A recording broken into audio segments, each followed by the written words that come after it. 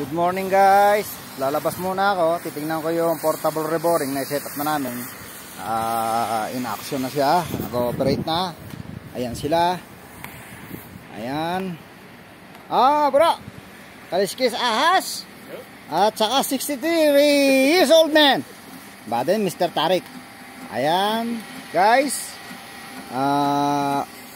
In action na siya. Kumakain na. So touch muna kasi may matataas na parte baka mabasag yung talim. Dito ka pa makita naman yung prito. Ayan. Master, ilang araw natin gagawin yan? 5 araw yan. Matagal-tagal ang setup.